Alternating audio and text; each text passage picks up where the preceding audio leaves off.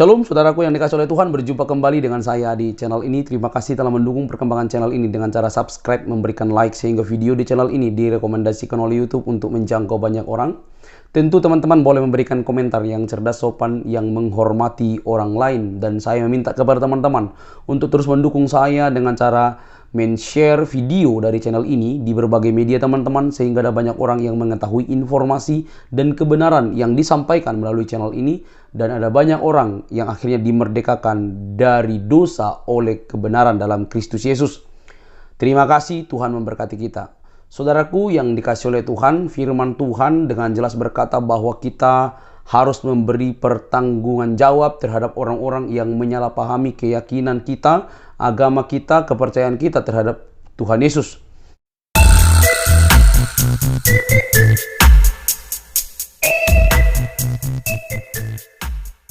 Apa sih tujuan kita ini beriman, teman-teman? Jadi orang Muslim itu beriman dengan sia-sia. Ya, beriman dengan sia-sia. Kenapa teman-teman mereka beriman dengan sia-sia? Karena mereka nggak tahu apa tujuan mereka beriman. Mereka beriman akan adanya Allah Subhanahu Wa Taala, padahal Allahnya nggak pernah kelihatan. Ada apa enggak kita nggak tahu. Allahnya nggak pernah bicara kepada Muhammad. Beda dengan Alkitab kita, di mana semua nabi ya itu ketemu dengan Tuhan secara langsung, nggak lewat Jibril. Ya, Adam berbicara dengan Tuhan secara langsung, Musa berbicara dengan Tuhan, Abraham ketemu dengan Tuhan, Yakub, Israel ketemu dengan Tuhan. Semua nabi-nabi mendengar suara Tuhan. Nuh mendengar suara Tuhan. Hanya Nabi Muhammad ini loh satu-satunya nabi yang nggak pernah ketemu sama Allahnya. Jadi untuk apa beriman pada sesuatu yang nggak ada, teman-teman? Sia-sia. Harus sholat sehari 5 kali, beramal dan sebagainya. Sedangkan nabinya saja nggak pernah tahu Allah ini ada apa enggak. Nabinya hanya mendengar cerita-cerita dari orang Yahudi dan Kristen. Oh, ada Tuhan pencipta alam semesta. Tapi nggak tahu siapa namanya. Muhammad nggak kenal siapa namanya. Dengar ya teman-teman ya. Tujuan kita beriman kepada apa yang tertulis dalam kitab suci itu bukan seperti yang dikatakan teman-teman Muslim. Oh, aku untuk tahu teori Big Bang. Untuk tahu ada 2 laut. Satu laut asin, satu laut air tawar, lautnya terbelah katanya. Untuk tahu kalau bumi ini berotasi. Bukan. Tujuan kalau saya harus percaya kepada Quran atau percaya kepada Alkitab bukan untuk tahu bumi ini berotasi apa enggak. Bukan untuk tahu teori Big Bang. Bukan. Tujuan kita percaya kitab suci, ya Anda baca aja buku biologi. Ya, kalau Anda mau tahu seluruh yang ada di alam semesta ini. Belajar tentang ilmu alam, biologi. Tujuan kita percaya kitab suci, ini ada di 1 Petrus 1, teman-teman. Ayat 1. Ya, 1 Petrus pasal 1 ayat 9 sampai 12. Karena kamu telah mencapai tujuan imanmu. Apa tujuan iman kita, teman-teman? Apa untuk tahu bumi ini berotasi? Seperti kata si one way itu. Untuk tahu ini ada teori Big Bang. No, untuk apa? Belajar aja ilmu pengetahuan semakin berkembang. Ya, di kitab Daniel dikatakan. Kalau nanti kamu akan belajar, kamu akan tahu sendiri. Tujuan kita beriman akan surga, neraka, akan adanya Tuhan, akan adanya malaikat. Tujuan kita beriman kepada kitabullah. Tujuan kita beriman kepada kitab-kitabnya Allah adalah keselamatan jiwa. Jadi percuma beriman kepada Quran. Kenapa? Gak pasti. Gak pasti. Lihat nih. Rasul Petrus mengatakan apa? Kita sudah mencapai tujuan iman kita, orang Kristen. Yaitu keselamatan jiwa kita. Keselamatan Yeshua, ya, keselamatan itulah keselamatan dari apa? Ini bukan selamat sampai ke airport gitu ya, atau selamat sampai ke Amerika, bukan. Ini keselamatan itu artinya apa? Diselamatkan dari kematian kekal, yaitu di neraka, teman-teman. Di Alkitab kita itu ada 2 kematian.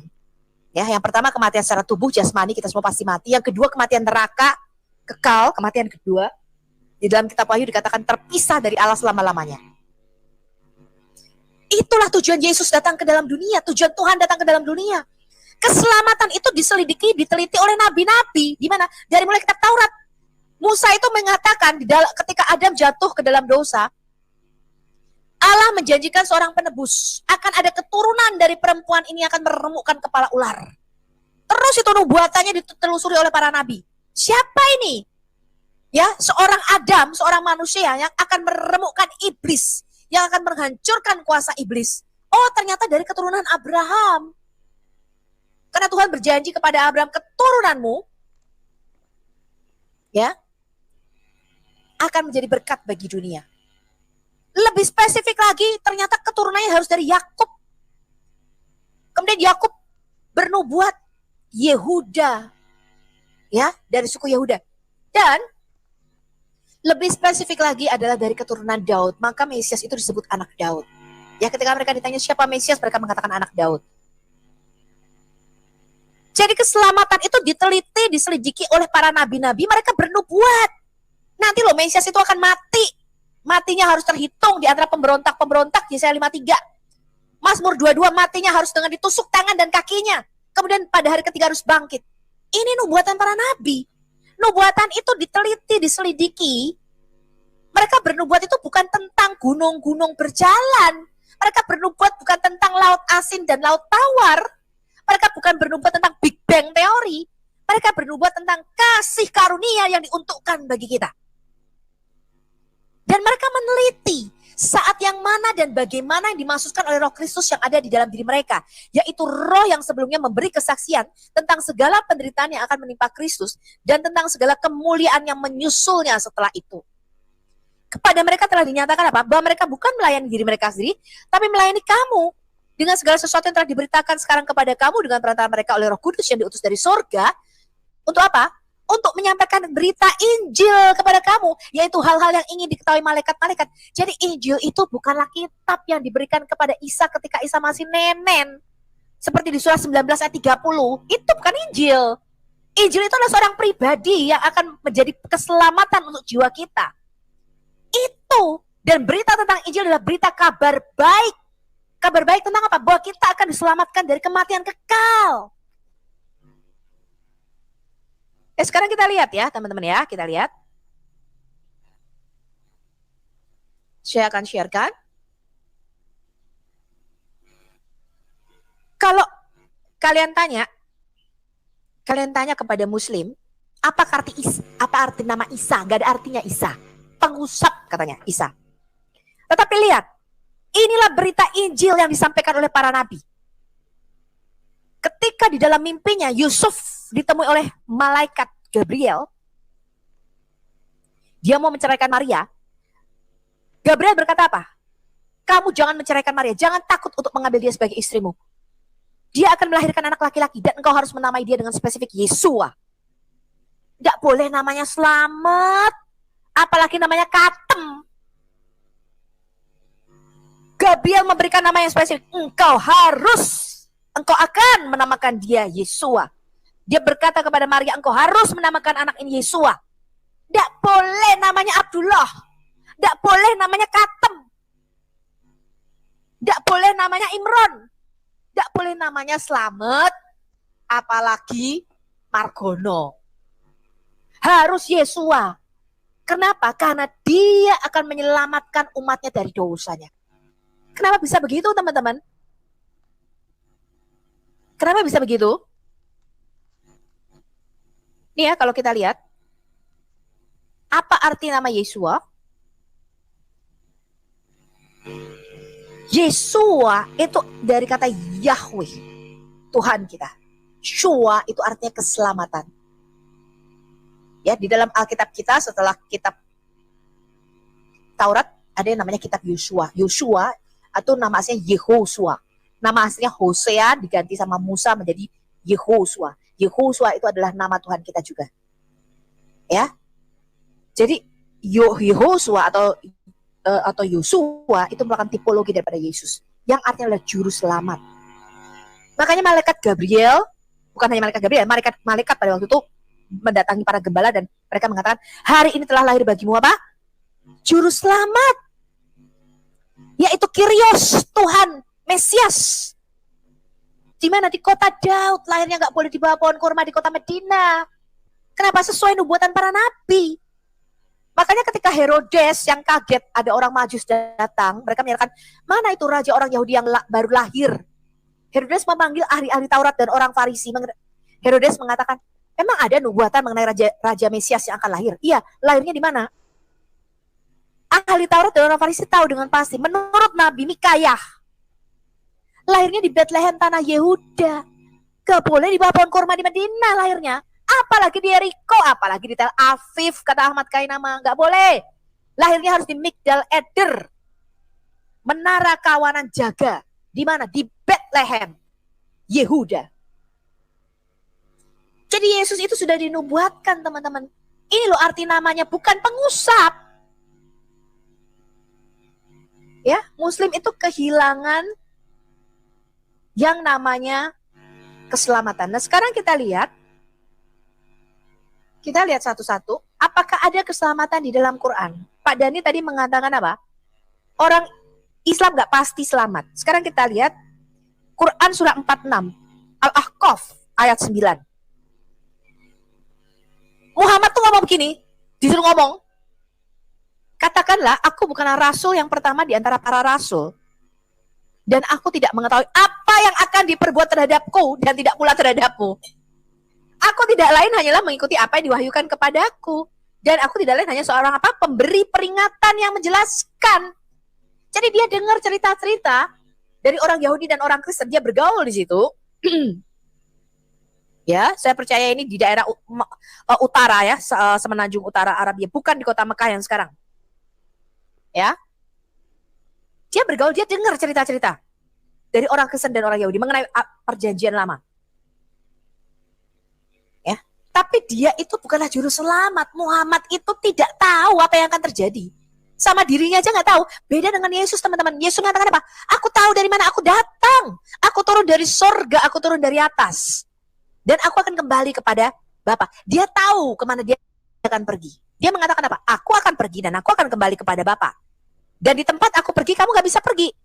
Jadi Yesus tahu dia akan naik, dia akan mati. Yesus tahu dia akan mati, kemudian dia akan bangkit. Muhammad nggak tahu. Muhammad nggak tahu apa-apa. Kamu ikutin, rugi bo. Ya, Yesus mengatakan dengan pasti dan dengan jelas, aku kembali kepada Bapa. Di tempat aku pergi kamu tidak bisa ikut. Dan Yesus mengatakan jangan takut, di tempat Bapakku, di rumah Bapakku di surga ada banyak tempat, aku sediakan bagi kamu. Yesus tahu dari mana dia datang. Yesus mengatakan kalau aku tidak aku tidak mengenal Bapa, aku berdusta sama seperti kamu. Karena hanya aku yang sudah pernah melihat Bapa. Yesus mengatakan aku datang dan keluar dari Bapa. Muhammad gak tahu dari mana dia berasal. Dan Muhammad gak tahu apa yang akan terjadi pada dia. Oke, sekarang kita lihat lagi ayat lainnya. Ya, kita lihat lagi ayat lainnya.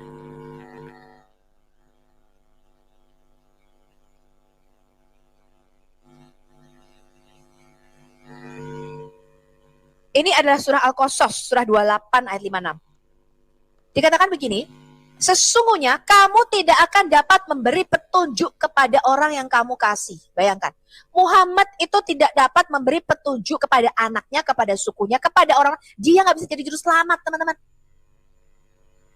Muhammad lahir dalam keadaan berdosa. Nggak seperti Yesus. Dikatakan hanya ada dua yang lahirnya tidak menangis dan tidak disentuh setan. Siapa? Maryam dan Isa putra Maryam. Menurut hadis daripada Islam sendiri. Ya, tidak disentuh setan. Kenapa suci? Karena dia adalah juru selamat. Ya, di dalam Quran dikatakan anak yang suci, anak yang kudus. Alkitab mengatakan, Maria engkau akan mengandung anak yang kudus dari Allah. Muhammad bahkan tidak bisa memberi petunjuk kepada orang-orang yang dia kasih. Dia nggak bisa nyelamatin ayahnya, nggak bisa nyelamatin ibunya. Dia nggak bisa nyelamatin anaknya, dia nggak bisa nyelamatin sukunya, apalagi nyelamatin kamu. Kenapa? Muslim sampai sekarang masih mendoakan keselamatan. Solawat, masih bersolawat untuk nabimu. Bahkan bukan cuma Muslim yang mendoakan keselamatan bagi nabimu. Allah sendiri mendoakan supaya nabimu masih selamat. Ya, Allah sendiri masih berdoa. Ya, supaya nabimu diselamatkan.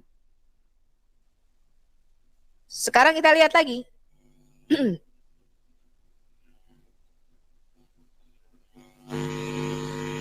Ya, ini adalah surah Al-Baqarah surah 2 ayat 119.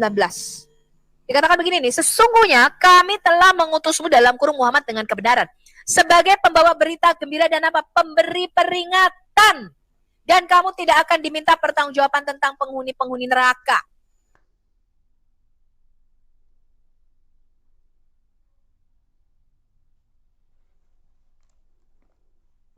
Jadi Muhammad ini hanya pemberi peringatan, memperingatkan apa? Orang-orang suku Quraisy yang penyembah pagan berhala itu.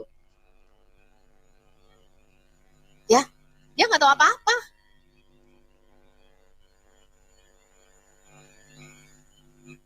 Sekarang kita lihat lagi yang lain teman-teman ya. Kita akan lihat. Ini adalah surah Al-Qasas surah 28 ayat 67. Adapun orang yang bertobat dan beriman serta mengerjakan amal yang saleh. Ini udah bertobat nih teman-teman. Beriman, kalau tadi di dalam Alkitab kita dikatakan apa? Kamu sudah mencapai tujuan imanmu, yaitu keselamatan jiwa. Udah ngerjain amal saleh, bertobat, beriman, masih semoga. Ada terjemahan lain mengatakan apa? Mudah-mudahan dia termasuk orang-orang yang beruntung. Beruntung apa? Beruntung kalau dia masuk surga. Bayangin, udah bertobat, beriman, beramal saleh, masih semoga. Ini Allah loh yang ngomong. Kalau di dalam Alkitab mengatakan, Yesus mengatakan apa? Jika kamu percaya, apa yang akan aku katakan? Maka pasti kamu akan bersama-sama dengan aku. Yesus memberikan kepastian teman-teman. Bukan insya Allah, bukan semoga. Jadi bukan hanya Muhammad, Allah saja masih nggak tahu apakah muslim itu bisa diselamatkan. Masih mudah-mudahan kata Allah. Allah aja nggak tahu muslim bakal selamat apa enggak. Konyol sekali ya.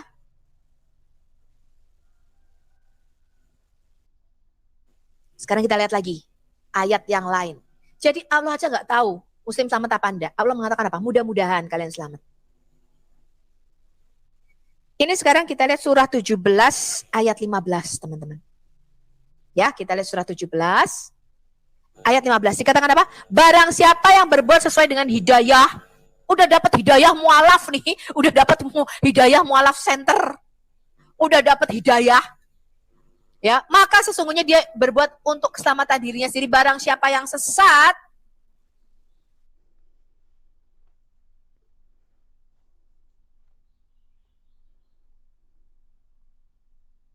barang siapa yang sesat, maka sesungguhnya dia tersesat bagi dirinya sendiri. Jadi bahkan Muhammad yang sudah mendapatkan hidayah mualaf center, dia nggak bisa menyelamatkan orang lain. Kenapa? Karena dia orang berdosa. Dikatakan orang berdosa tidak dapat memikul dosa orang lain.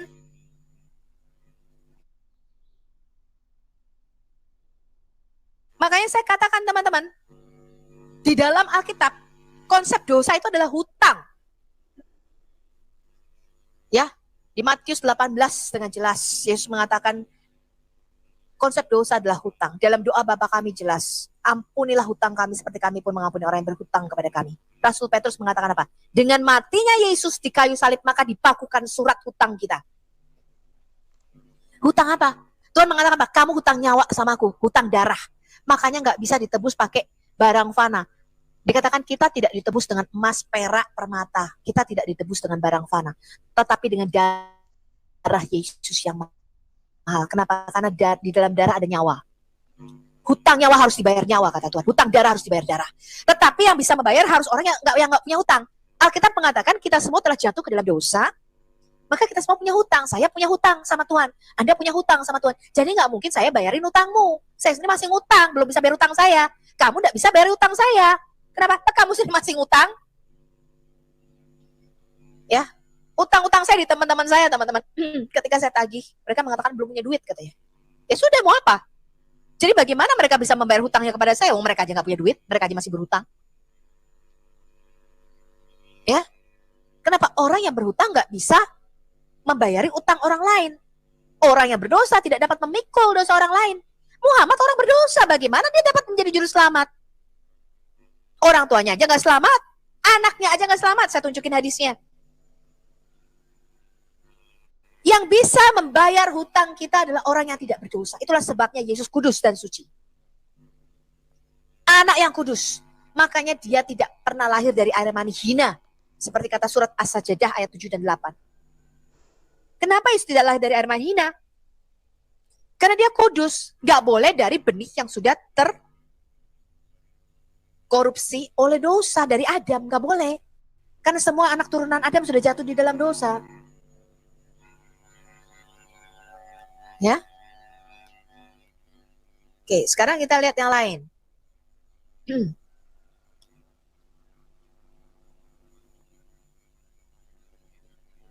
Ya, tadi Al-Isra ya. Sekarang kita lihat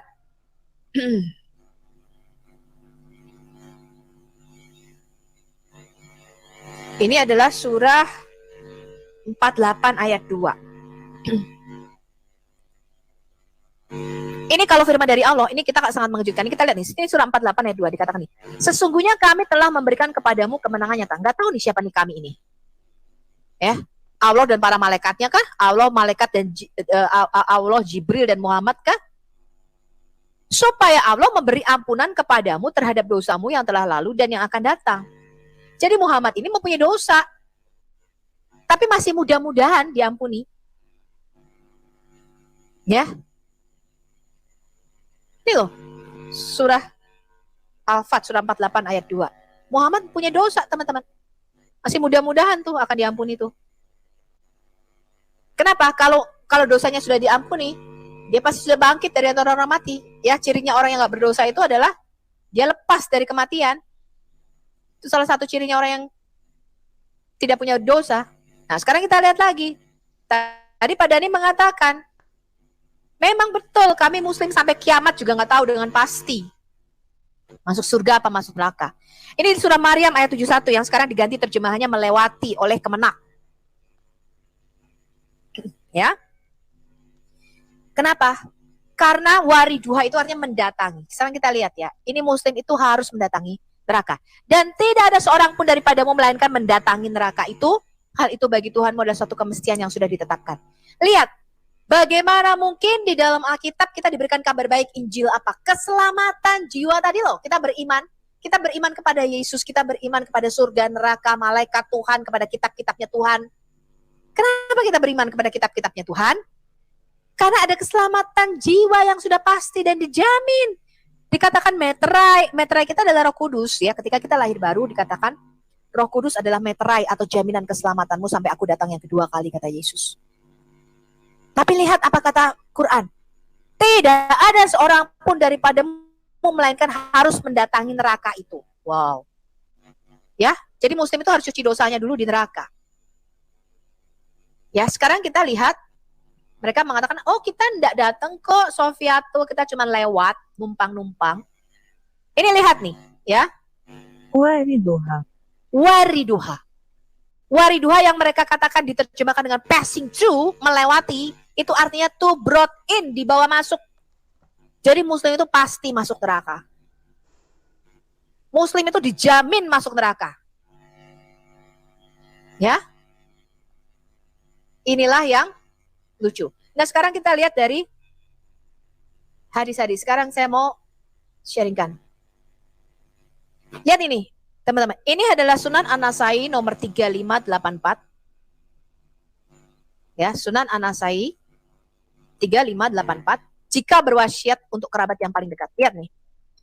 Telah mengabarkan kepada kami bla bla bla bla bla bla dari Abu Hurairah berkata, tatkala turun ayat dalam kurung dan peringatkan keluargamu yang paling dekat, Quran surah Asy-Syu'ara ayat 214. Rasulullah sallallahu alaihi wasallam menyeru kepada orang-orang Quraisy, kemudian mereka berkumpul. Lalu beliau berbicara kepada orang-orang umum dan khusus. Beliau berkata, wahai Bani Abdul Muthalib, selamatkan diri kalian dari neraka. Wahai Fatimah, selamatkan dirimu dari neraka. Sesungguhnya aku tidak dapat menolong kalian sedikit pun. Cilaka ini teman-teman. Ya cilaka loh ini. Cilaka ini. Cilaka 12 ini ya. Anda lihat nih. Wahai Bani Abdul Muthalib, ini kerabatnya Muhammad, suku Quraisy. Anaknya sendiri apa? Gak bisa diselamatkan dari neraka. Muhammad bukan juru selamat.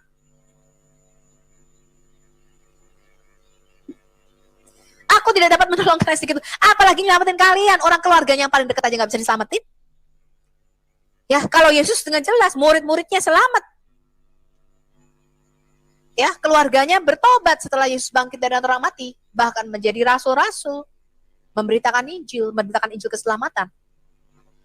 Muhammad mana? Keluarganya aja nggak bisa selamat. Sia-sia teman-teman, jadi mualaf. Saya kasih Anda ya, hadis-hadisnya nih. Lihat nih. Tadi Muhammad tidak bisa menyelamatkan. Sekarang kita lihat Sahih Muslim 5037.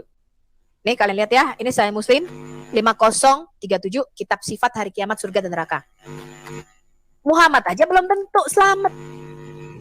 Dari bla bla bla bla bla bla, dari Abu Hurairah, Nabi ya, baginda nih Rasulullah Shallallahu alaihi wasallam berkata, tidak ada seorang pun dimasukkan surga oleh amalnya. Tadi loh, sudah beriman, beramal, bertobat, masih insya Allah, masih mudah-mudahan. Kemudian mereka bertanya, loh tidak juga engkau wahai Rasulullah? Kemudian Muhammad berkata apa? Tidak juga aku, kecuali Tuhanmu melimpahkan rahmat bagiku. Waduh, cilaka. Ini namanya orang buta menuntun orang buta. Dua-duanya pasti masuk ke dalam jurang. Kalau Nabi junjunganmu saja yang katanya maksum, Nabi junjunganmu saja yang katanya nggak punya dosa, belum tentu masih mudah-mudahan, apalagi kalian. Makanya Nabimu meminta doa daripada umatnya. Ya, Nabimu minta didoakan. Nah, sekarang kita lihat lagi nih yang lain.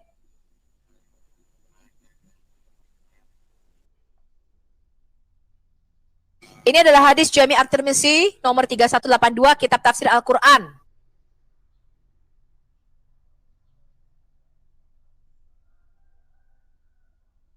Ya saya aneh ya teman-teman ya, kok ada Nabi minta didoakan untuk selamat dari umatnya. Biasanya Nabi itu mendoakan umatnya ya. Ini satu-satunya Nabi yang Allahnya berdoa untuk dia, bersolawat, malaikat bersolawat, orang mukmin bersolawat. Cilaka 12 ya, ikut Nabi yang seperti itu. Ini hadis Jami' At-Tirmizi nomor 3182. Kita lihat ya. Dari si fulan dari Abu Hurairah dikatakan gini, dan mohonkanlah ampunan bagi dosamu dan bagi dosa orang-orang mukmin laki-laki dan perempuan. Surah Muhammad ayat 19. Kemudian Nabi Shallallahu alaihi wasallam berkata, sesungguhnya aku meminta ampun kepada Allah dalam sehari sebanyak 70 kali.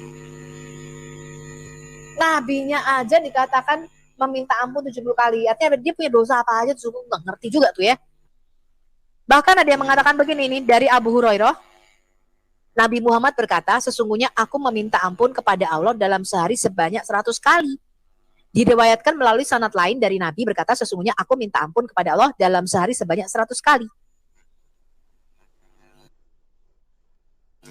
Makanya dia nggak bisa jadi juru selamat. Kenapa? Dia sendiri punya dosa dan terus-menerus minta ampun. Ya, tadi kan dijelaskan bahwa orang berdosa tidak bisa menjadi penanggung orang berdosa lainnya. Ya, bahkan dengan amal-amal aja nggak bisa, teman-teman. Tadi masih insya Allah. Lah, udah minta ampun, Muhammad minta ampun kepada siapa? Kepada Allah. Tapi Allah sendiri meminta ampun kepada Tuhannya. Nih, lihat nih. Ini adalah hadis Sunan Ibnu Majah nomor 987, kitab mendirikan sholat dan sunnah. Telah menceritakan kepada kami dari si fulan dari Al-Bara bin Asib, dia berkata, aku mendengar Rasulullah Shallallahu alaihi wasallam bersabda, Allah dan para malaikatnya memintakan ampun bagi orang-orang yang ada di barisan pertama. Cilaka ini. Jadi orang-orang mukmin tadi sudah bertobat, sudah beriman, sudah beramal saleh, masih insya Allah. Muhammad minta didoakan sama Allah. Kenapa? Karena Allah juga masih berdoa untuk mintakan ampun. Allah sendiri gak pasti, tergantung si Tuhan, teman-teman. Allah dan para malaikatnya aja masih berdoa, masih mendoakan untuk memintakan ampun. Muhammad minta ampun sama Allah, tapi Allah sendiri masih memintakan ampun kepada Tuhan. Allahnya masih sholat. Ya, Allahnya aja gak pasti. Ini gimana nih? Allahnya masih sholat, masih memintakan ampun. Nah, ini lebih cilaka lagi nih, kita lihat nih. Ini adalah Sahih Bukhari, hadis nomor 7018. Tafsir mimpi. Sekarang kita lihat ya. Katakan begini teman-teman. Al-Ala, seorang wanita Ansori yang telah berjanji setia kepada Rasulullah berkata, Utsman bin Mazun datang dalam bagian kami ketika orang-orang Ansor mengundi untuk mendistribusikan para muhajirin di antara mereka sendiri. Dia jatuh sakit dan kami merawatnya sampai dia meninggal. Jadi ini ada orang meninggal nih ya.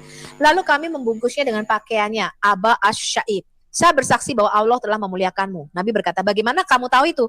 Saya menjawab, saya tidak tahu demi Allah. Dia berkata, adapun dia kematian telah datang kepadanya dan saya berharap dia semua baik dari Allah. Demi Allah, meskipun saya adalah Rasul Allah, saya tidak tahu apa yang akan terjadi pada saya atau padamu. Aduh.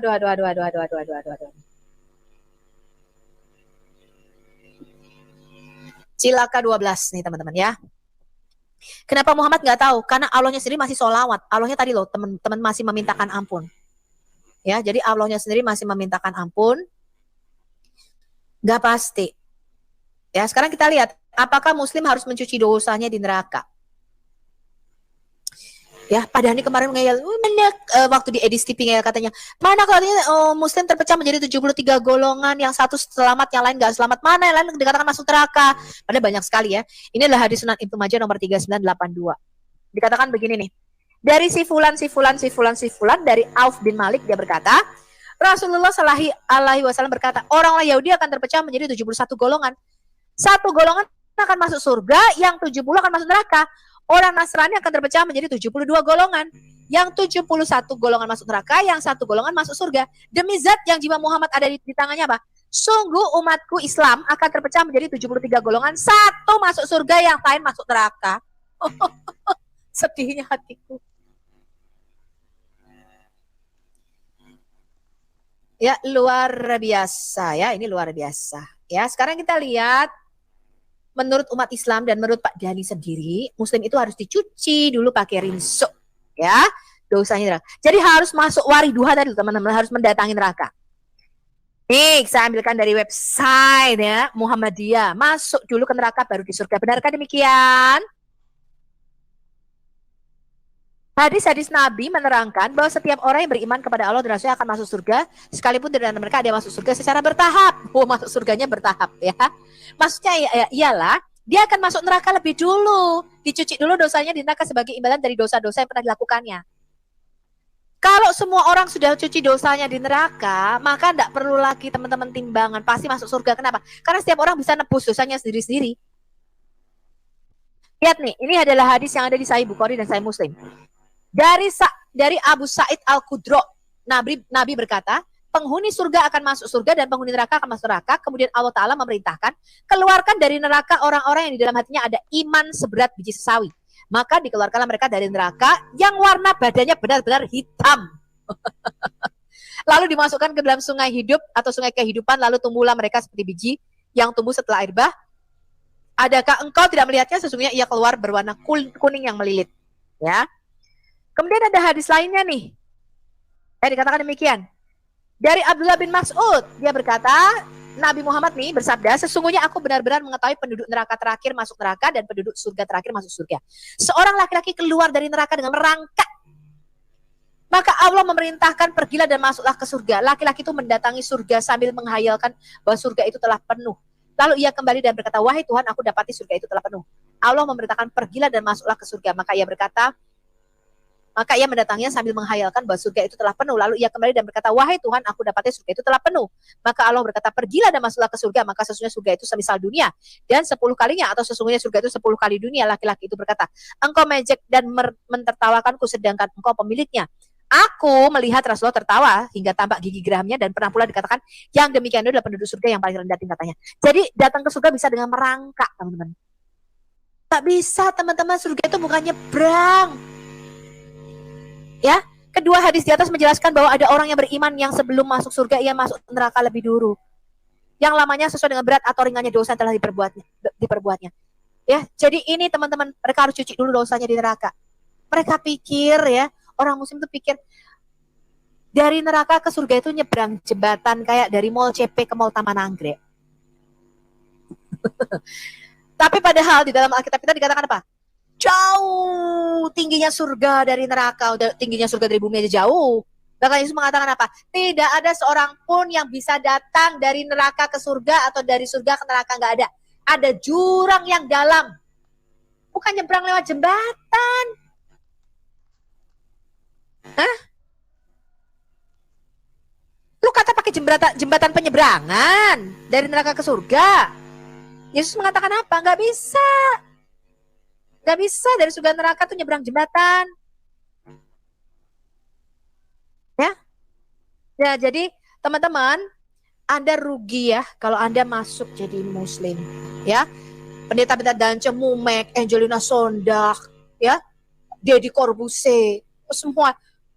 Anda meninggalkan keselamatan yang sudah pasti, teman-teman, meninggalkan juru selamat. Saya nggak tahu Muhammad itu juru apa ya, juru peringatan kali ya. Ya, sampai sekian dulu. Saya harap ya Anda bisa download video ini, Anda bisa sebarkan kepada orang muslim untuk meneliti dan menyelidiki sendiri data-data dan sumber-sumber yang telah saya kasih di dalam video saya. Ya.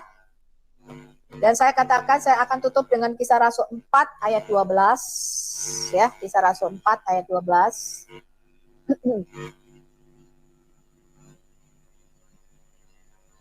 Ya, saya akan sharekan ini teman-teman. Kisah Rasul 4 ayat 12 apa? Dan keselamatan tidak ada di dalam siapapun juga selain di dalam Dia. Sebab di bawah kolong langit ini tidak ada nama lainnya diberikan kepada manusia yang olehnya kita dapat diselamatkan. Jadi juru selamat cuma Yesus Kristus, teman-teman. Ya, sekarang kita lihat ini yang terakhir, Markus 16. Ya, saya kasih sama Anda Markus 16, Anda bisa download video ini, sebarkan kepada teman-teman muslimmu. Ya. Dikatakan begini. Lalu Yesus berkata kepada para muridnya, pergilah ke seluruh dunia, beritakanlah kabar baik ini, Injil keselamatan kepada segala makhluk. Siapa yang percaya dan dibaptis akan diselamatkan, tetapi siapa yang tidak percaya akan dihukum. Ya, jadi jelas di dalam kekristenan, di dalam Yesus ada janji mengenai keselamatan. Tujuan kita beriman itu bukan tahu tentang teori Big Bang, bukan tahu tentang nanti akan adanya percetakan, akan adanya sidik jari, akan adanya kebun binatang, akan adanya gunung-gunung di dalam laut, akan adanya bumi berotasi, akan adanya, saya nggak tahu deh apa tuh yang mereka klaim tentang sains ya. Tapi tujuan kita beriman akan adanya surga, neraka, malaikat dan kitab-kitabnya Allah adalah satu, yaitu keselamatan jiwa.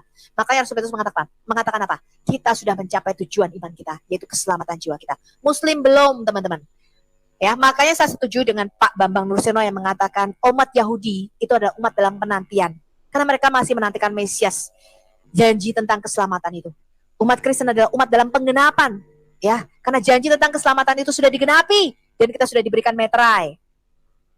Umat Islam adalah umat dalam kebingungan. Kenapa? Bingung karena masih cari jalan untuk bisa diselamatkan. Ya, makanya tiap hari mereka berdoa, tunjukilah kami jalan yang lurus, jalan keselamatan itu. Ya, pada Yesus mengatakan, akulah jalan, kebenaran dan kehidupan, tidak ada seorang pun sampai kepada Bapa kalau tidak melalui aku. Oke, saya tutup sesi video kali ini, ya, dan kita terus berharap, kita terus berdoa, biarlah makin banyak muslim yang datang kepada Tuhan Yesus, yaitu juru selamat, juru wilujeng, teman-teman. Ya, jangan datang kepada Muhammad yang tidak bisa menyelamatkan dan bahkan tidak tahu apa-apa tentang dirinya sendiri. Ya, jangan ikuti teladan Muhammad, teman-teman. Ikuti teladan yang suci, Yesus Kristus. Jangan ikuti teladan orang berdosa. Makanya kalau dikatakan, kenapa kita tidak mengikuti Daud berzina? Kenapa kita nggak ikuti Salomo istrinya 1000? Kenapa kita tidak mengikuti Musa? Karena mereka bukanlah batu penjuru. Teladan kita Yesus Kristus, yang kudus, yang suci, manusia sejati, Allah yang sejati. Ya, jadi jangan ikuti manusia berdosa, ya, yang punya hak istimewa, yang bisa ngembat mantunya sendiri, ya, yang menikahi anak umur 6 tahun, kita nggak ikuti itu, teman-teman. Ikuti teladan Yesus, yang kudus dan hidup yang suci. Ya, itu saja terakhir dari saya. Sampai jumpa pada video yang akan datang. Ketika Yesus datang ke dunia, ia disebut anak Bapa, bukan berarti dia punya ibu. Atau seperti tuduhan-tuduhan teman-teman. Tapi itu wujud kedekatan bahwa firman dan Bapa itu sehakikat disebut Allah, tapi firman itu menjadi manusia. Kenapa menjadi manusia? Itu urusannya karena kamu dan saya berdosa. Dia harus menjadi manusia seperti kita untuk mengambil alih seluruh hidup kita yang sudah rusak, menggantikannya supaya kita diselamatkan. Itulah puncak dari kasih Allah bagi umat manusia. Itulah doktrin kekristenan yang tidak kamu pahami, tapi selama ini kamu selewengkan, tafsirkan sembarangan. Dan semoga hatimu terbuka dan lebih bertanggung jawab terhadap ajaranmu. Kalau kamu tidak yakin, ya udah, tinggal kamu berpikir saja. Tetapi dalam kekristenan, keselamatan itu mutlak dari Yesus Kristus, tidak ada yang lain. Dia datang dari surga untuk manusia supaya diselamatkan. Jadi jangan kepanasan, silahkan berpikir dengan waras sambil minum air putih supaya teman-teman tidak kepanasan dan tidak main tuduh dan tidak main klaim, tapi semakin sadar dan semakin pintar berwawasan untuk meyakini sesuatu. Sampai di sini teman-teman video saya. Jangan lupa tekan tombol subscribe, like, komen, dan share. Sampai ketemu di video selanjutnya. Bye-bye.